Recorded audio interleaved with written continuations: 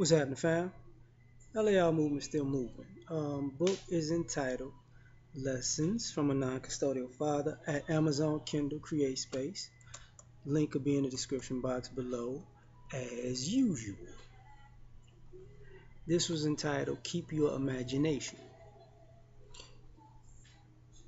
It's kind of weird that as adults, you know, the one thing that we seem to lose over time is our childhood imagination. You know, so it's what actually makes us better people. If you can see yourself better than you are today using your imagination. When you're being resourceful and creating something that didn't exist before you turn that thought into a tangible thing, you're using your imagination. To be able to see something that isn't there, or to see something that is there that other people can't see, and to bring that to the forefront is imagination. You know, a lot of companies started because of an idea. A lot of things come to fruition in your life because of an idea. And you never let life ruin your imagination and your ideas. Society is set up that you have to protect your ideas because people, more than stealing your money, what people are really out to steal is your ideas, your creativity, your imagination. Because everything that people are chasing after comes from a place of thought, from an idea. God said, let there be light. So that comes from an idea. To see something that exists or create something to exist. But it seems like people have a problem with that. Sometimes people are armchair quarterbacks in life because they lack imagination. Sometimes people don't get as far as they want to in life because they lack imagination, or they suppress their imagination to assimilate and go along to get along, and kind of find that counterproductive, because if there's only one of you on the planet and there's only going to be one of you in existence, the best way to be a better you is to wind up being or working to be what your imagination sees you as. You know, to see yourself as you have to see yourself as a genius when you're getting C's and B's and D's, right? You have to see yourself as a successful business when you only have one customer, or before you even have one customer. You know, you have to see the greatness in yourself even when the people around you don't see it in you. Your imagination has to take you to a place where other people aren't yet. And truth be told, they're just going to get there after the fact. They'll be late to the party.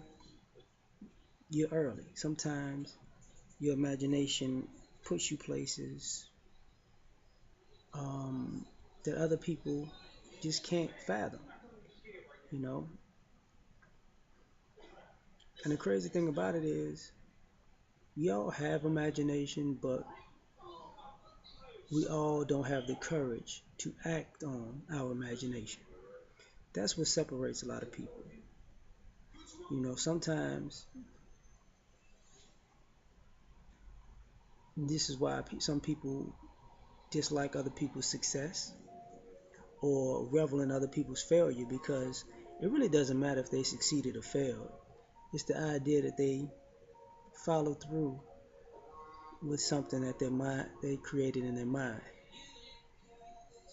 Maybe people love it, maybe people hate it, maybe it's a success, maybe it's a flop. But what it is imagination made into tangible life. You can't take that away, you know. And even the school system and teaching, it teaches you to be socialized and assimilated. But the one thing schools try to beat out of people is imagination. That's part of the downplayed or the systematic dismantling of arts and crafts and trades, because sometimes to make things work, you're going to have to be creative and use your imagination. And it isn't, it may not be outside of the box, because imagination isn't inside of the box. You know, unfortunately, you know, I think it's one of the reasons why people aren't getting along as well as they could be, is because most people don't want to admit that when you're out here, you can see something that somebody else can't see. And it's hard to find a support system for people who have a creative, active mind, because most people are suppressing their creativity. So, in people are suppressing their creativity to try to live in leisure. Now, the funny part about that is leisure and luxury usually come from the fruits of creativity and imagination.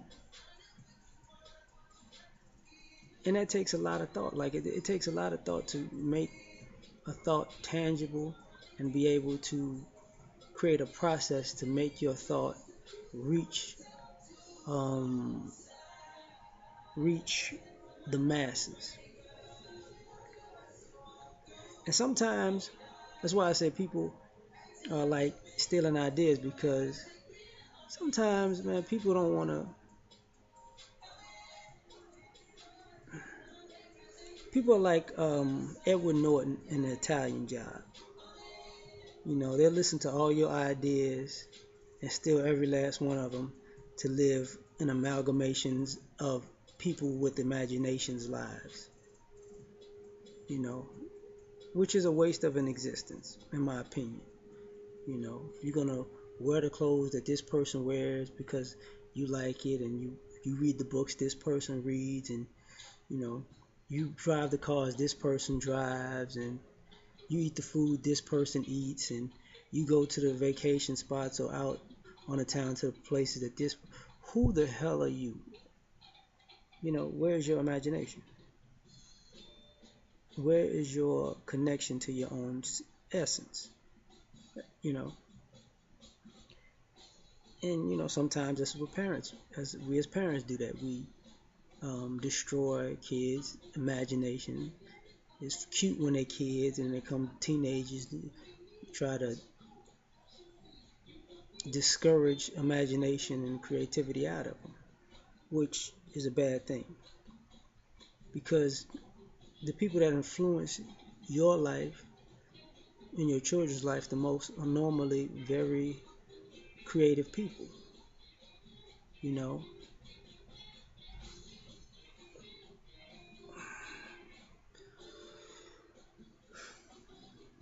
this internet came from imagination. These clothes I'm wearing came from imagination. Accessories, imagination. You know, the music I listen to in the background, imagination. Um, Computer, imagination. My topics, imagination. So I'm just saying, don't put yourself in a position to take away one of the most important things of your life, which is your imagination. keep it and work to make it better. You're never too old to have an imagination and use it. So that's my 2 cents. We out.